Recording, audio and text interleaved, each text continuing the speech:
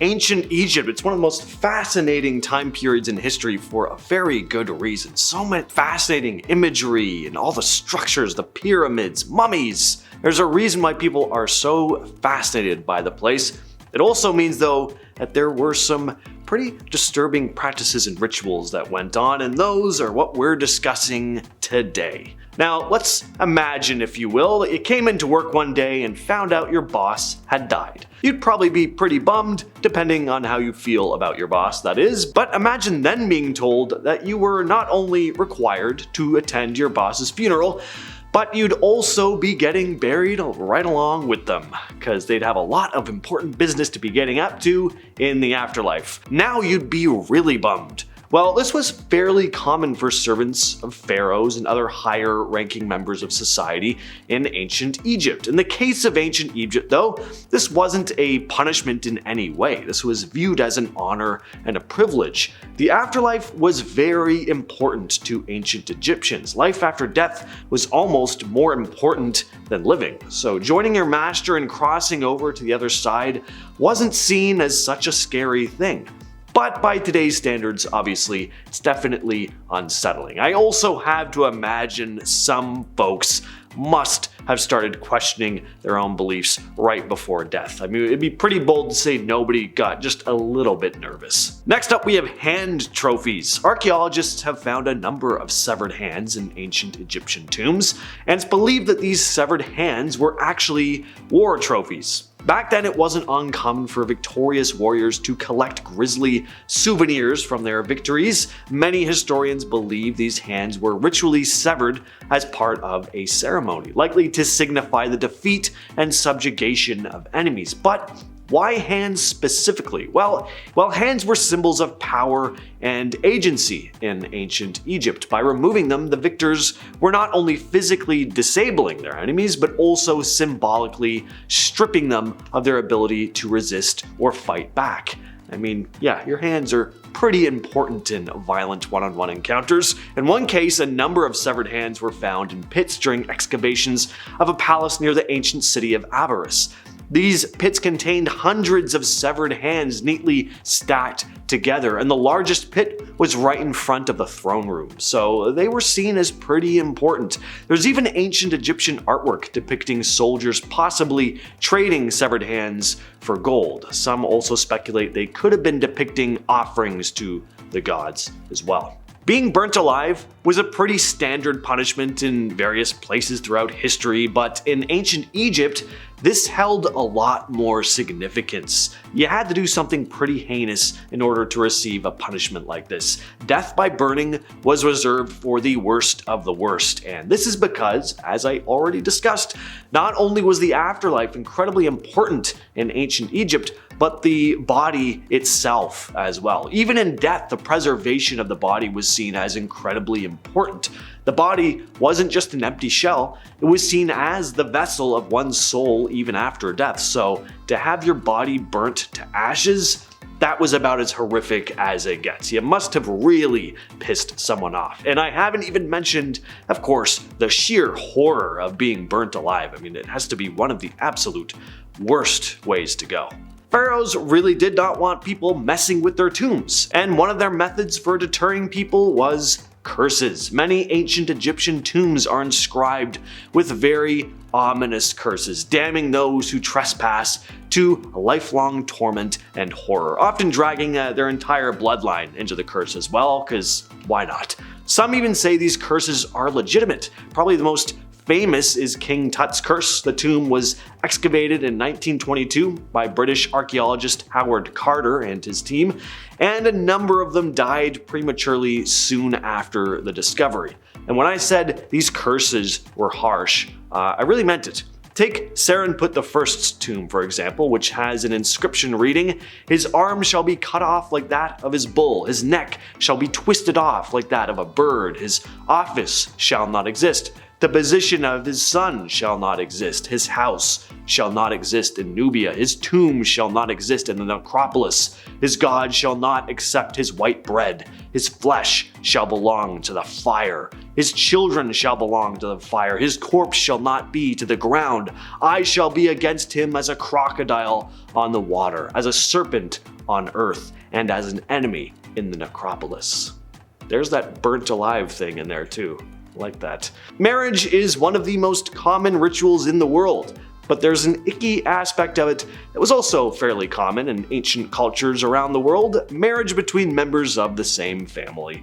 Especially amongst royalty. Gotta keep that royal family bloodline pure, right? And no better way to do that than by marrying people in your own family. Yes, this was pretty common amongst ancient Egyptian royalty as well. You were lucky if you married a cousin. Sometimes brothers and sisters would marry, and uncles and nieces, aunts and nephews. King Tut is probably the most well-known pharaoh in history, and he got off pretty easy. He only had to marry his half-sister.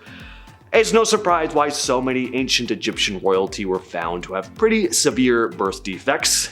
Anyway, I don't think I need to go into more detail about this. I want to say we all know and agree why this was pretty disturbing, right? Right? Yeah.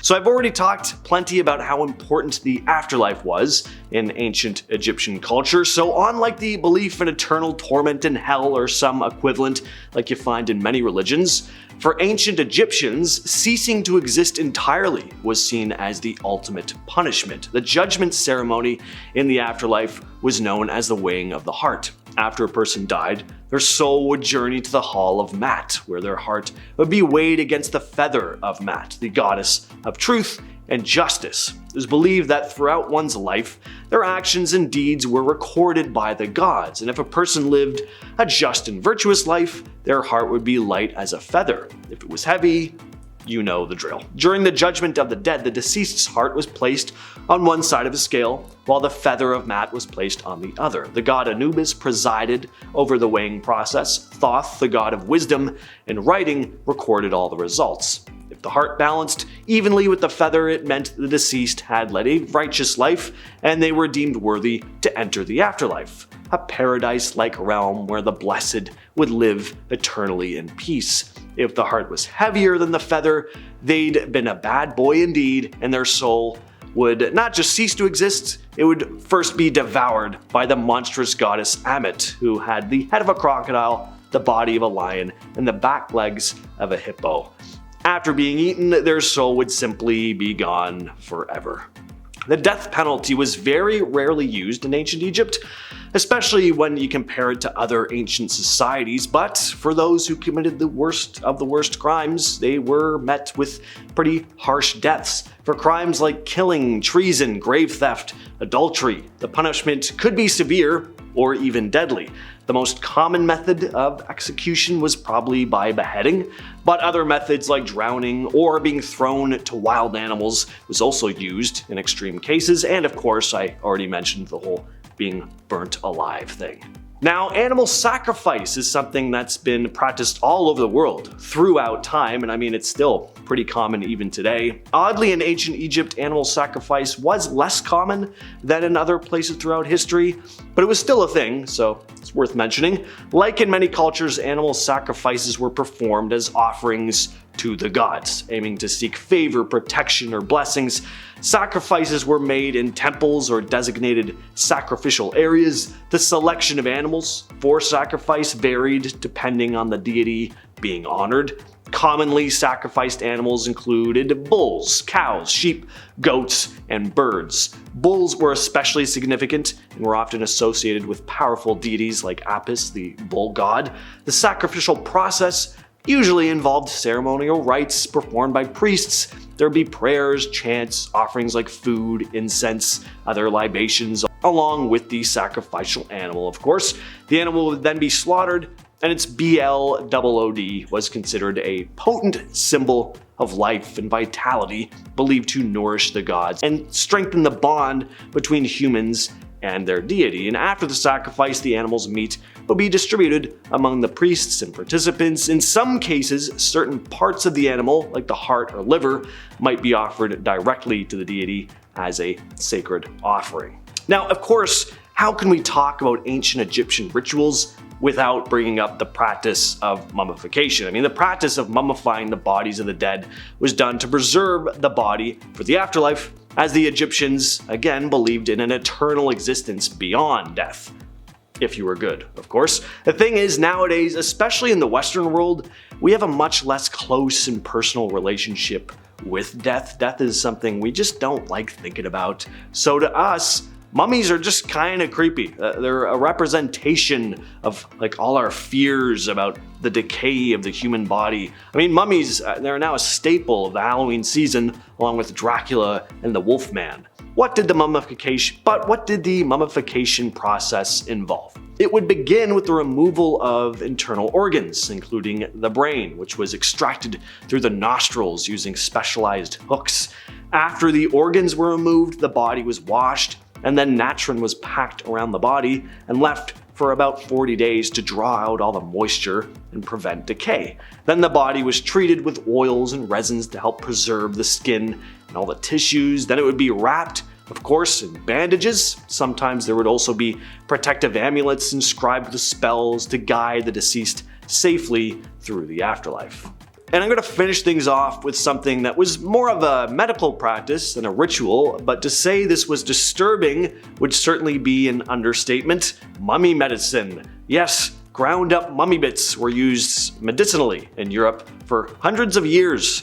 This was known as mummia. Doctors seemed to think that powdered human remains could cure various ailments because of its supposed mystical and restorative properties. The main source of these mummies, of course, was Egypt, where there were tons of preserved corpses, not just ritualistically mummified, but naturally as well at times because of the dehydration and the dry climate. Mummies were ground into a powder and added to medical concoctions believed to treat all kinds of stuff: epilepsy, stomach aches, regular headaches. Obviously, mummy medicine lacked any real scientific basis, and eventually, as medical understanding improved, it stopped being a thing. It was kind of just a fad for a while. Very strange and very gross. So, with all that said, I've been your host, James, and I'll catch you, yes you specifically, in the next video.